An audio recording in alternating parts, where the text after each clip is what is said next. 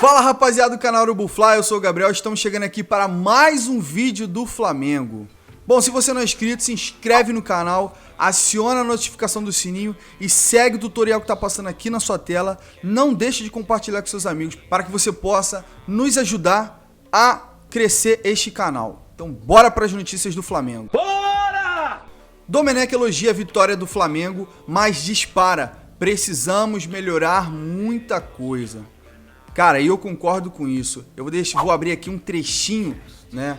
Um abre aspas do que o Domenech acabou dizendo na sua coletiva de imprensa depois da partida, para que a gente possa entender essa declaração do Domenech. Precisamos melhorar muita coisa, melhorar defensivamente, estar focados 90 minutos. Por isso, vamos trabalhar e não vamos descansar. Depois dos jogos, nós teremos sempre treinamento. Bom, galera, eu vou falar um pouquinho da partida de ontem.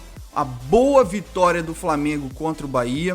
Apesar de tudo, foi um jogo emocionante. Para quem é amante de futebol, sabe que uma partida que teve 8 gols, ela no mínimo foi emocionante, né? E assim foi, o Flamengo venceu por 5-3 a equipe do Bahia e deu um salto na tabela, conquistando assim a segunda vitória consecutiva e a segunda vitória também consecutiva fora de casa, né? O Flamengo, que já havia vencido o Curitiba fora de casa, venceu o Santos fora de casa e vence o Bahia fora de casa. Agora espero que o Flamengo também vença dentro de casa, né? Porque fora tem ido muito bem.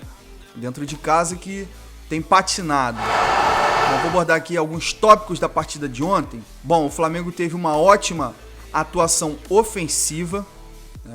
A equipe foi muito bem ofensivamente, mesmo desfalcada dos seus principais artilheiros do ano passado, Bruno Henrique e Gabigol, que juntos foram responsáveis por 60 gols do Flamengo na campanha do ano de 2019. O Flamengo estava desfalcado de seus dois artilheiros, mesmo assim parece que não sentiu falta de nenhum dos dois. O Flamengo acabou marcando 5 gols, todos esses gols marcados por atacantes, pelo Everton Ribeiro, 2 pelo Arrascaeta e 2 pelo Pedro, que é o substituto natural do Gabriel Barbosa. Bom, meu destaque também fica aí para a marcação pressão que o Flamengo fez, né? Logo com 50 segundos de jogo, o Flamengo teve uma excelente oportunidade com o Everton Ribeiro, que acabou desperdiçando, chutando a bola para fora.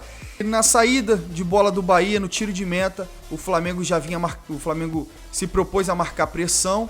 O goleiro do Bahia deu uma bobeada lá, junto com os zagueiros. Não sei, fizeram um salseiro ali dentro da área. Eu sei que o Pedro acabou aproveitando, se jogou de carrinho na bola, interceptando o passe do goleiro para o zagueiro. E acabou que a bola bateu no Pedro e foi parar no fundo das redes, né? Com 1 minuto de jogo. Eu acho que isso também baqueou a equipe do Bahia, tirou a estrutura emocional, acaba com qualquer planejamento que o técnico tenha feito, né? E o Flamengo já iniciou a partida com 1-0, acho que deu uma tranquilidade para a equipe, deu uma moral para a equipe para que pudesse, de fato, desenvolver o seu bom futebol. O Flamengo continuou marcando pressão basicamente a partida inteira, né? O condicionamento físico dos jogadores melhorou muito desde a chegada do Domi, né? Isso ajudou bastante a equipe conseguir desenvolver aquilo que o técnico imagina para a equipe. O Domenech também, enfim, conseguiu tirar o melhor dos jogadores. Acredito que agora, não só o Domenech, mas como os seus auxiliares técnicos, a equipe, o staff que faz parte ali do futebol, enfim, conseguiu entender a característica de cada jogador. Ah, agora eu entendi! Enfim, o Everton Ribeiro jogou pela ponta direita, eu acho que provando para o Domenech que o Everton Ribeiro, de fato, é um ponta direita, um jogador que consegue armar jogadas, finalizar jogadas, deixar os jogadores, os companheiros na cara do gol. Dificilmente o Everton Ribeiro erra passe, perde bolas. Então, assim, é um jogador fantástico, é um mago o Everton Ribeiro, né? Também o Arrascaeta, que originalmente, né, a gente nos acostumamos a vê-lo jogando aberto pela esquerda. Foi assim no Cruzeiro, foi assim no time do Jorge Jesus do ano passado. O Domenech enxergou no jogador que ele poderia jogar ali como meia, mas mais centralizado, armando as jogadas e pisando na área. E ontem deu muito certo. O Arrascaeta de fato, ele sempre deixa os companheiros na cara do gol, sempre cria boas chances para os companheiros, com toques rápidos, inteligentes e pisando na área, né? E foi assim que aconteceu. O Arrascaeta ontem marcou 2 gols, um belíssimo gol, no caso, uma jogada coletiva, dando destaque aí para o Isla, né? Já vou falar dele, mas uma jogada que se iniciou, se eu não me engano, com o Pedro Rocha, que tocou pro Arrascaeta, tudo isso de primeira, hein? Tocou pro Arrascaeta, que tocou no Everton Ribeiro, o Everton Ribeiro deu no Pedro de primeira, o Pedro de primeira percebeu o Maurício Isla, que de primeira tocou no Everton Ribeiro, que de primeira deu um toque por elevação para o Maurício Isla, que vinha passando no corredor, e de primeira o Isla cruzou para que de primeira, num toque sutil de peixinho, a Arrascaeta pudesse completar para o fundo das redes e acabasse marcando ali o 3º gol do Flamengo. Uma jogada magnífica, que a gente estava acostumado a ver esse tipo de jogada no ano passado, com toques rápidos, desestabilizando qualquer defesa. E aproveitando que a gente já está falando do Isla, o Isla foi muito bem ontem, jogou até os 36 do segundo tempo, um cara assim de um vigor físico excelente, ofensivamente falando, é um cara que, para mim, não vai deixar a gente sentir saudade do Rafinha. Ainda tem uns pequenos detalhes, uns ajustes para acertar ali defensivamente,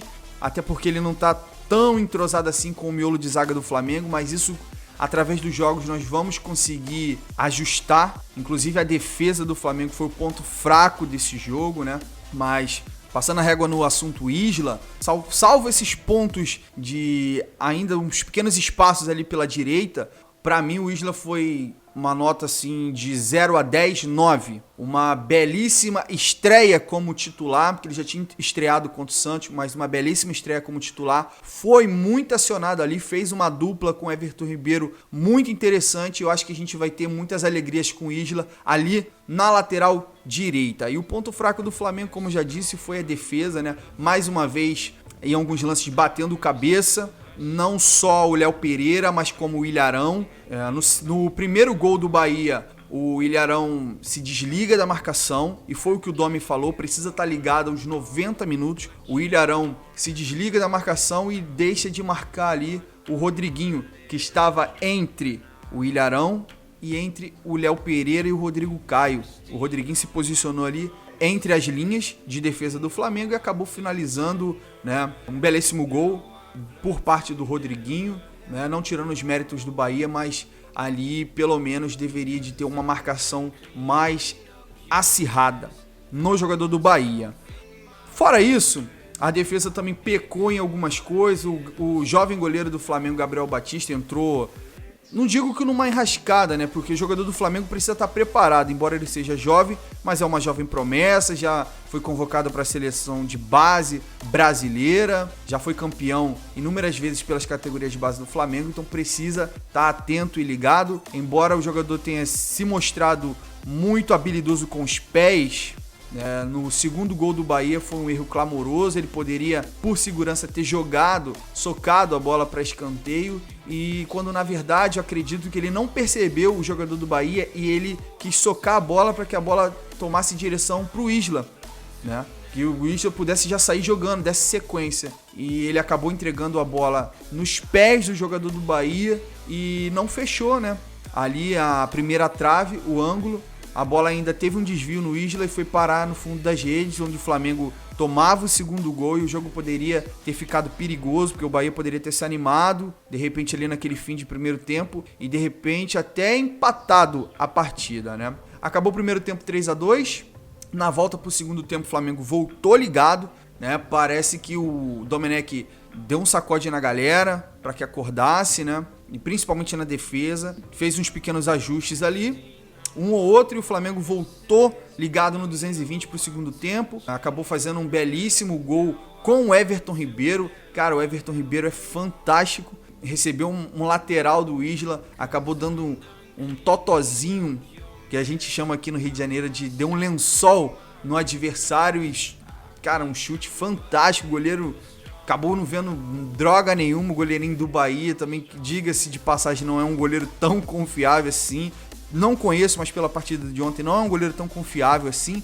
mas não tira o mérito do golaço do Everton Ribeiro. Aí ali o Flamengo já ganhava já um respiro a mais, o Flamengo já ganhava uma confiança a mais no segundo tempo. Depois uma belíssima jogada do Pedro Rocha com o Arrascaeta. Mais uma vez o Pedro Rocha cumprindo aquilo que se espera dele, com muita velocidade ali pela esquerda, espetado lá na ponta esquerda, né, fazendo boas jogadas, boas tabelas.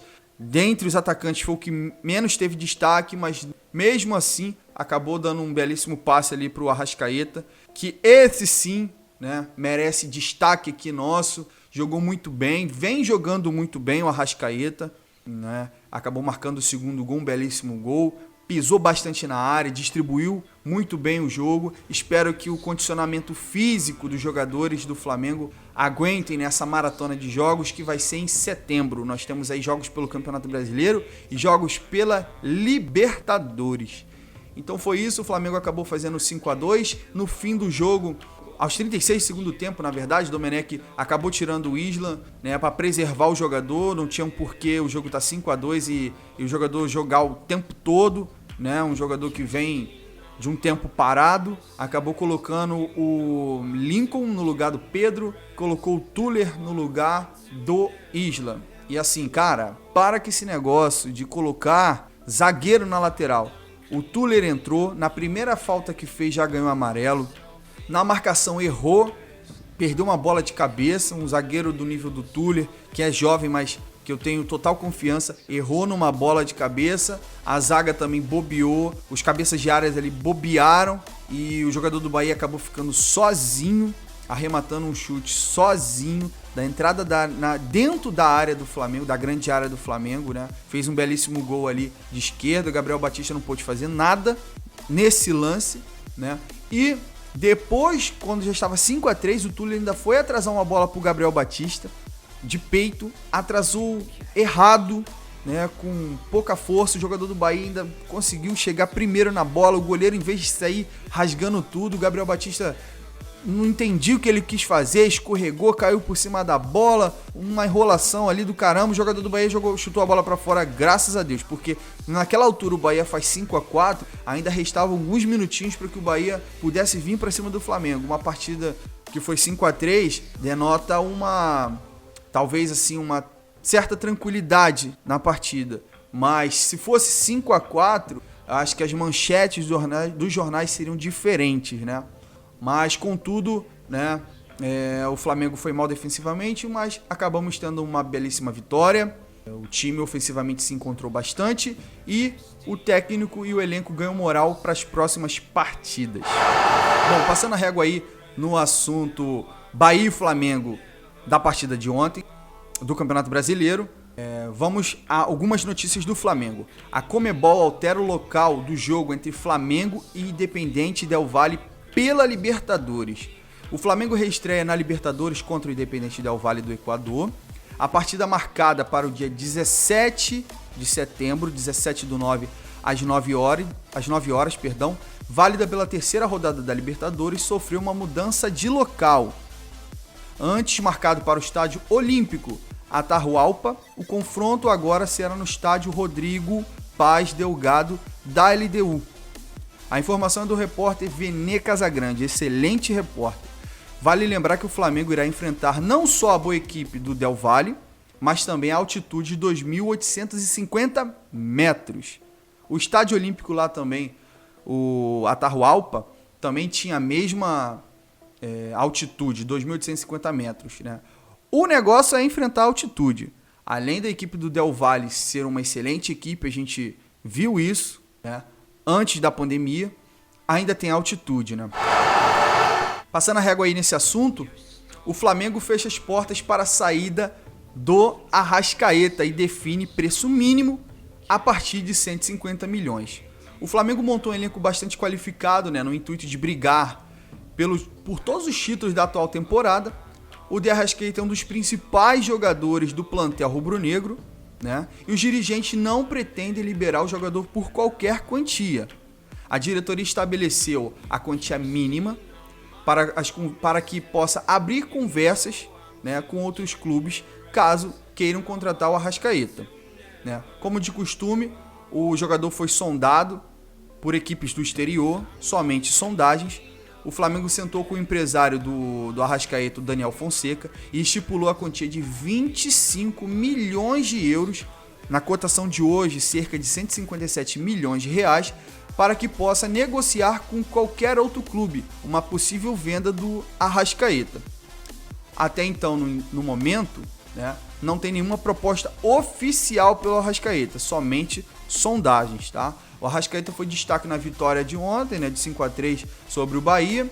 O meio-campista marcou 2 gols no confronto e o rubro-negro, Flamengo, volta a campo, né, no sábado, dia 5, pela 8ª rodada do Campeonato Brasileiro, contra o Fortaleza, e o jogo será disputado no Maracanã às 5 horas da tarde. Beleza, galera? Essas são as notícias do Flamengo. Fica ligado aí no canal do Bufla. A qualquer momento nós voltamos com mais notícias do mais querido. Tamo junto